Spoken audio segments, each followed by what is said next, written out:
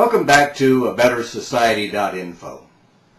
This is our 12th regular video, and it's the first in our series dealing with what we're calling class-based societies. And I first want to re-emphasize that a major reason for looking at the past and looking at the current world is that if we can examine these big picture issues, then we can make for a better world society overall. So we're moving along to the class-based societies. Now, in what we call the hunter-gatherer societies, they were pretty much one-dimensional. There was one group of people. If there was any division, it was the really strong, healthy men and the strong, healthy women. And because of their limited resources, limited capabilities, only the really strong were allowed to live. And that's the only way they could function and be successful. But as agriculture and animal husbandry came along, beginning in the Fertile Crescent area, then there were more resources. People could plant and grow crops. They could have domesticated animals, and so their survival and to a certain extent their safety was more assured. But the group still was a major way of people coming together and working as a society in order to secure these factors in their lives. So when agriculture and animal husbandry came along, then the world changed to a certain extent. Now, I don't want to leave the impression that a society of hunter-gatherers and a society based upon agricultural animal husbandry were all that different. A lot of the characteristics of the former, transitioned right over into the class-based societies. I mean, it's not like the hunter-gatherers were a chicken and the class-based society was a potted plant. They're very similar. And even today, a lot of the characteristics of the hunter-gatherers are in existence in our societies right now today. So it's not like these societal patterns are all that different. It's just that they are different in that certain factors had changed, and in those factors, then the societal patterns did themselves change, because all of this is interrelated. As Bowen tells us, a society is not like a circuit board. It's all interrelated, and if one thing changes, then the whole thing changes.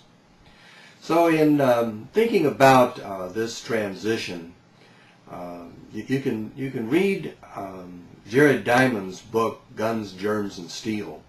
Now again, I don't agree with all of his conclusions, but he has some terrific information about some of the things that went on beginning 14,000 years ago with the Fertile Crescent. But a framework of thinking in regard to a class-based society, you might think of one of the interpretations that we have for a deck of playing cards. I mean, if you go down to the store and you get a deck of cards and you're going to have hearts, diamonds, spades, and clubs. And one of the interpretations of a deck of cards is that these suits came to us from the late Middle Ages, and that each suit is a symbol of a structured class-based society.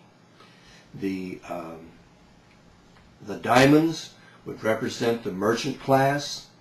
The hearts would represent the religious class. The spades, the spade being one of the words that relates to the word sword, is identified with the ruling class, the militaristic rulers, the aristocracy. And the clubs would represent the common people, because the basic weapon of a common person who was not a free person, this would be like a villein in early England. The only weapon that they were allowed to have would be a club. And so that is one of the interpretations, one of our understandings of where we get the suit of cards. And there are only two jokers. And there is some symbolism there in that in these societies they were very heavily structured. And if who your parents were determined how your life was going to be. And if your dad carried a club, then you were going to carry a club. You were going to be pretty much owned by a member of the aristocracy, and sometimes you'd be owned by one of the religious orders also, because the religious orders were part of the aristocracy, and they owned land just like the aristocracy did. So so that's one framework of thinking that you can use to understand a class-based society.